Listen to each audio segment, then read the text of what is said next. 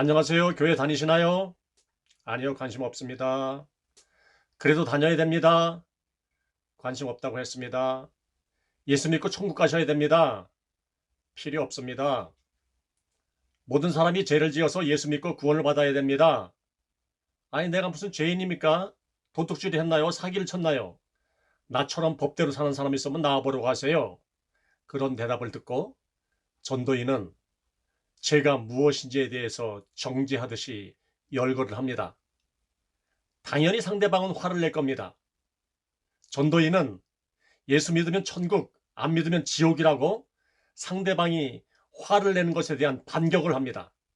전도가 갑자기 분풀이로 변하는 겁니다. 전도 대상자들은 자신이 죄인이라는 것을 인정한다고 해도 그것 때문에 지옥을 가는 것은 아주 부당하다고 생각할 것입니다. 그런 하나님은 너무 엄격하고 무자비한 하나님이 되는 겁니다. 정의의 하나님도 아니고 사랑의 하나님도 아닙니다. 아무런 문제 없이 잘 살고 있는데 안 믿는다고 지옥 보내는 것은 말도 안 된다는 겁니다. 그렇다면 정말 안 믿어서 지옥이고 믿어서 천국일까? 믿음으로 구원받는 것은 사실이지만 안 믿어서 지옥 간다는 것에 대해서 한 예를 들어서 한번 생각을 해보겠습니다. 어떤 사람이 아주 중한 질병에 걸렸습니다.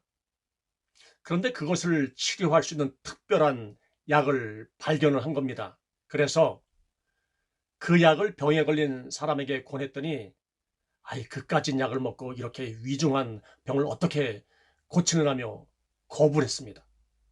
그는 결국 죽었습니다. 그렇다면 우리가 그 상황을 접하고 약을 먹었으면 살았을 텐데 먹지 않아서 죽었네? 그렇게 이야기할 겁니까? 틀린 말은 아니지만 맞는 말도 아닙니다. 엄밀히 말하면 그가 죽은 것은 약을 먹지 않았기 때문이 아니고 중병 때문입니다. 불신자들은 자신들이 얼마나 영적으로 위험한 상황에 있는지 모릅니다. 그들이 죽어서 가는 지옥은 복음을 믿지 않았기 때문이지만 원래 중병에 걸려 있습니다. 예수님을 믿으면은 구원을 받아서 천국을 간다는 것을 알지 못합니다. 그래서 이 복음을 들으면은 반항 심리가 발동을 하는 겁니다. 인간은 그렇게 본능적으로 하나님을 떠나 있지만 그럼에도 하나님을 알려고 하지 않습니다. 이 복음을 증거하다 보면 겪는 일인데 상대방이 순수하게 영접하는 일은 거의 없다고 보면 됩니다. 이 복음의 정면으로 부딪히면 찔림을 받기 때문에 그런 상황을 회피하는 질문이나 대답을 합니다. 그렇게 사람들은 전도 중에 수도 없이 많은 좌절을 경험하면서 아유, 기도가 부족해서 그런가 보다. 그런 변명을 합니다. 틀린 말이 아니라고 해도 우리가 전도할 때 이 복음은 판매용 상품이 아니라고 하는 것을 우리가 염두해야 됩니다. 어떻게 해서든지 좀 팔아보려고 무리한 열정으로 밀어붙이다 보면은 좌절할 일이 반드시 생기게 되는 것입니다. 전도지 안에 이제 그 성경 구절, 게재된 구절들을 모두 외우고 예상 질문을 또 숙지하는 것도 중요하겠지만 더 중요한 것은 지혜로운 접근입니다. 전도하는 사람들이 의외로 굉장히 일방적이에요. 상대방 이야기를 듣거나 들어도 공감하지 않고 예수님을 그냥 무조건 집어넣으려고 합니다. 또 상황 분별에 약하고 쓸데없는 변론이 많습니다. 전도라는 열정 때문에 이 하나님에 관한 대화라고 하면 무엇이든지 문제가 없다는 그런 사고에 갇혀 있습니다. 상대방이 진리에 관심이 없고 자기 이야기만 하기에 급급하다고 하면 차라리 날씨 이야기를 하는 것이 좋습니다. 여러분, 이 복음은 조롱이나 비웃음용이 절대 아닙니다. 그래서 마태복음 7장 6절에서는 거룩한 것을 개에게 주지 말고 너희의 진주를 돼지 앞에 던지지 말라고 그렇게 말씀을 했습니다. 인간관계에 바르게 집중하는 훈련은 그래서 꼭 필요한 겁니다. 사람의 행위가 여호와를 기쁘시게 하면 그 사람의 원수라고 해도 그와 더불어서 화목하게 한다고 성경에서 말씀합니다. 이 솔로몬은 인간의 그 복잡한 속성을 바르게 잘 이해했습니다. 이 내용 전달은 그 의사소통의 그 과정에 지나지 않습니다. 진심으로 정말 솔직하게 영혼의 관심을 갖고서 그 상대방을 배려하는 그런 자세가 참 중요합니다. 말을 최대한 아끼고 우리가 상대방의 말을 잘 경청하는 습관도 훈련이 되어야 되는 것입니다. 이 상대가 정말 나에게 중요한 사람이라고 하는 것을 이 마음으로 느끼게 하는 겁니다. 이미 대중문화를 통해서 이 비신자들은 이 기독교를 항상 의욕의 눈초리로 바라봅니다. 지혜로운 사람은 사람을 얻는다고 했습니다. 이 복음 전도자들은 상대방을 막 깨우치려고 하지 말고 영적으로 잠들어 있는 사람을 깨우는 것이 먼저라는 사실을 잘 몰라요. 우리들에겐 진리가 있습니다. 우리가 따르는 예수님은 길이고 진리고 생명이세요. 깨어나지 못해서 구원받지 못한 비신자가 무슨 할 말이 있겠습니까? 그래서 우리는 십자가의 길을 걸어가면서 내가 만나고 있는 상대가 어디쯤 와 있는지 이 상황 파악을 잘하고 대화를 해야 된다는 겁니다. 이 성경에서 자주 이야기하는 정체성은 나는 죄인이라고 하는 것인데요. 그것을 뭐 일반적으로 예수 믿는 사람들은 동의를 합니다.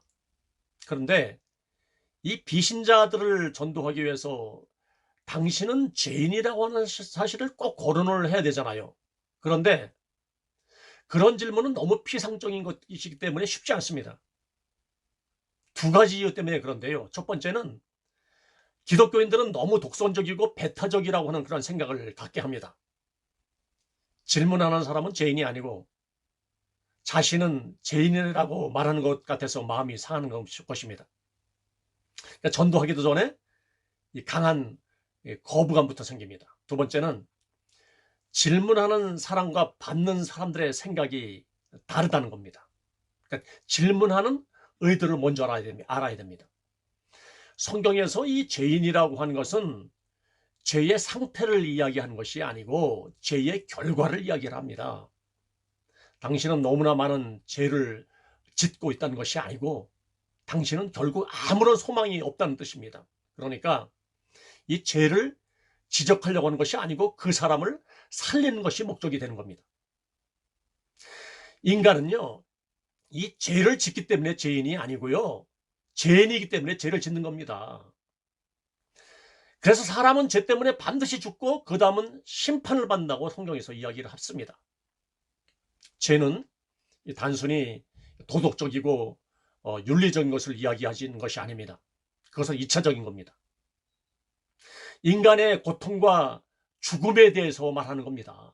이것을 모르면 현재 당신이 그 죄에 사로잡혀 살고 있다는 그 질문이 되는 것이기 때문에 거부되는 겁니다. 혹시 그러한 질문에 예라고 대답을 해도 심각하게 받아들이지 않습니다.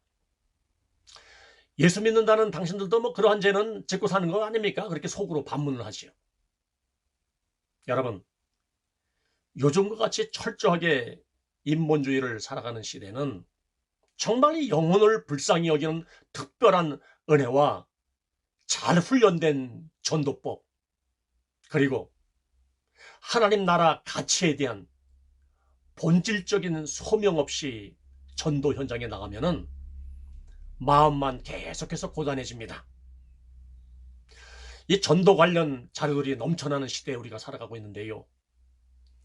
혹자가 그런 이야기를 했습니다. 전도지 10,000장을 돌렸을 때 한 사람이 찾아온다고 하는 겁니다. 아무 생각 없이 전도지만 들고 왔다 갔다 하느니 차라리 전도를 중단하는 것이 낫습니다.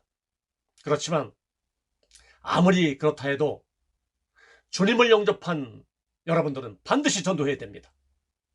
안 된다고 포기하지 말고 영적인 옷깃을 다시 우리 고쳐매고 실천할 수 있기를 바라겠습니다.